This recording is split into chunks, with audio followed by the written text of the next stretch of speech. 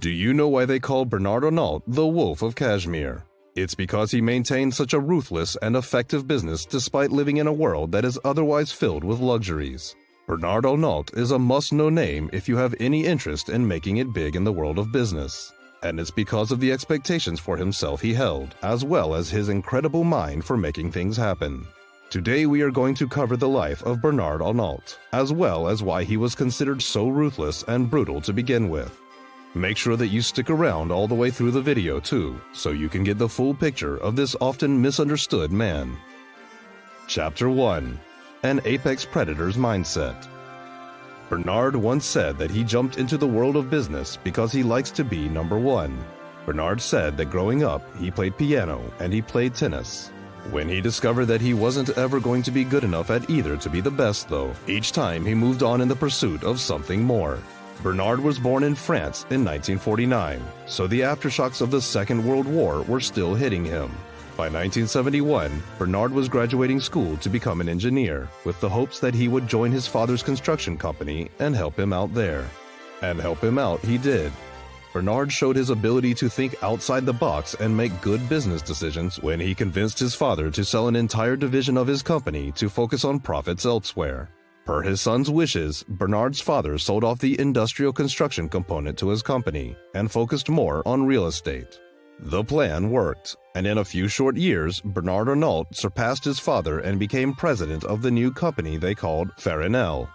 Real estate may have been his father's passion, but it wasn't Bernard's, and he wanted to move on to bigger things. As a result, and with the permission of his father, Bernard sold the company and closed the book on this chapter of his life. Bernard could now rest easy that he had secured his family's future and had earned his father enough money to live whatever life he chose. Chapter 2. A gift for his mother becomes a lifelong pursuit. Now that Bernard was completely out of his father's shadow, he sought to make waves as a businessman and entrepreneur.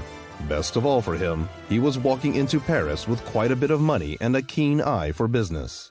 One of the first moves that Bernard would make would end up defining his legacy forever. Which makes it all the more surprising is that the whole thing sort of happened by accident. It all happened when Bernard decided to buy up the now bankrupt Boussac Saint Frères conglomerate. This group held the rights to, among others, Christian Dior, and the French government was desperately seeking for someone to come help out. Bernard officially bought up the company in 1984 and promptly sold all of the assets except for Dior. We found out later that this might have been because Bernard's mother happened to have a serious interest in Christian Dior as a company. This move was utterly brutal though, and left many in France's fashion district with their jaws on the floor. Bernard earned his nickname of the Wolf in Cashmere that night, as those kinds of moves usually didn't happen in the artsy fashion industry within Paris. Despite concerns drawn from this power play, Bernard would do right by Christian Dior, which surely helped him gain favor with the French government. Within only a couple years under his guidance, Dior was once again turning a profit, and Bernard was turning heads and raising eyebrows in a major way. Many were already mourning the once great Dior brand before Bernard had agreed to buy them up, and so seeing them restored to their former glory did a lot to raise the spirits around France. Despite the touching story of Bernard making a sweet gesture to his mother, there are conflicting reports. Whenever Bernard is asked why he decided to venture into fashion, he often tells the story about when he went to the United States and visited New York. He says he remembers asking the taxi driver what he knew of France, and his answer always stuck with him. The man couldn't name the president or any towns or cities beside Paris, but he could name Dior. When people ask Bernard Arnault why he bought the conglomerate in 1984, he responds that there was a textile company that owned a jewel he wanted. With Dior safely guided back towards safety, Bernard turned his eyes to other endeavors. He had decided that he was enjoying the fashion industry and the business that happened in the industry. Bernard felt like he had a good foothold in the world of luxury goods and knew exactly how to sell it to people and boardrooms alike. With that in mind, he set his sights on Louis Vuitton. But before we get to that, if you're learning anything or just enjoying the video, please leave a like. It helps us out a ton, and we really appreciate it. Also, don't forget to subscribe to the channel for more videos like this one that you can check out on our page. Chapter 3. The Hostile Takeover of Louis Vuitton. We now get to maybe Bernard's defining moment in his career, the hostile takeover of Louis Vuitton. The whole thing started in 1989, and it was a whole different ballgame for Bernard Arnault than with Dior. He had now gained a reputation as a bit of a ruthless businessman, and the people within the fashion industry knew it. Everyone was taking Bernard seriously at this point, and people were worried that they would be next on his chopping block. Bernard Arnault had been invited into a newly formed luxury conglomerate called LVMH. This group was primarily composed of Louis Vuitton and Moet Hennessy. These founders graciously invited Bernard into their group, thinking that bringing him in closer would prevent him from doing damage on the outside. This line of thinking may have seemed smart at the time, but it would backfire in historically brutal fashion. In the same year, Bernard had ousted the president of Louis Vuitton from his own company. The president was none other than a descendant of Louis Vuitton too, and this was an incredibly big deal at the time. Bernard had reached this almost untouchable status, where people became not only wary of him, but downright scared. Over the next few years, Bernard would refine this strategy of his to great effect. He pushed family members out of their own companies, created friction between friends, and drove wedges between business partners. He credited this hostile style of business from something that he had picked up from the Americans, and believed that the aggressive style of business would overwhelm everyone used to the traditional French way of doing things. While this alarmed those in the French business world, if they were upset, then they were too scared to say anything. Pretty quickly, people in France started to study and attempt to emulate Bernard Arnault, thinking of him as some kind of visionary.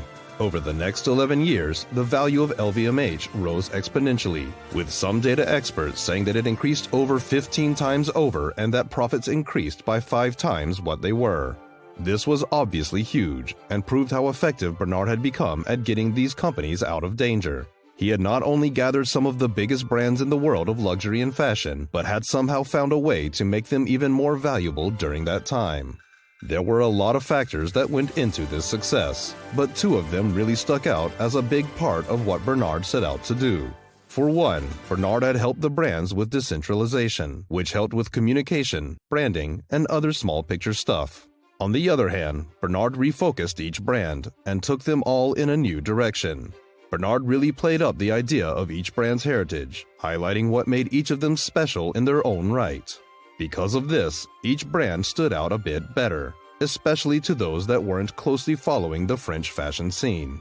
This last point is something that many believe Bernard Arnault was a genius for pulling off, because it seemed like a risky proposition at the time. Everyone in France already knew these brands, and internally it felt like a weird form of marketing. Globally, however, this move proved to be massive, as it introduced a whole new demographic of people to the brands. Bernard would venture a little outside the luxury market after this, investing quite a bit of money into the drink scene, as well as buying and selling a few French newspapers. This is the part of his life where Bernard didn't really have to be extremely resourceful to pull a profit, as he was now venturing towards the richest man in the world territory. He would actually achieve this a few times, mostly in the 21st century, but it would once again be LVMH that would take him there. Bernard would continue to acquire more and more luxury brands to add into his already deep roster. Over the years, Bernard would add Givenchy, Marc Jacobs, Sephora, Fendi, and a whole lot more. In 2020, still making deals well into his 70s, Bernard closed a deal for Tiffany & Company to join the team as well, which was what boosted him past Jeff Bezos as richest man in the world for the last time. He is currently the richest man in Europe, however, and the 4th richest man in the world according to Forbes. This is particularly impressive in an age where most of the richest and most powerful people are all in the tech landscape, where Bernard is still squarely in fashion. What was Bernard's greatest insight, you might ask? Most people agree that it has to do with how he was able to steer LVMH into the future. Bernard apparently anticipated the increasing global demand for luxury goods and started to develop a collection of family-run businesses to make sure the supply was there. As the demand for these luxury goods rose, Bernard was never in a position where he had to cut down, and he was able to push forward with all his effort. Those that describe Bernard will usually talk about how incredibly focused he was able to be. Bernard was always focused on one thing, and he put so much effort into making it happen. This is why Bernard was always able to hit and achieve his goals, since he had a desire to achieve one thing at a time. The same kind of mentality was true for him in business, as Bernard worked his way up from helping his father out, all the way to taking over some of the most well-established brands in the country. Bernard approached the world of fashion with such aggression and focus that it only took a few years for him to completely crack it, which is why everyone was afraid of the wolf. And that's about all for our telling of Bernard Arnault's life. What do you guys think? Was he able to succeed because people in the fashion industry weren't ready for how Bernard went about things? Or do you think his style of business could have worked in any market? Leave a comment down below letting us know what you think. And if you enjoyed the video, please leave a like and subscribe to the channel for more content just like this video. See you guys in the next video.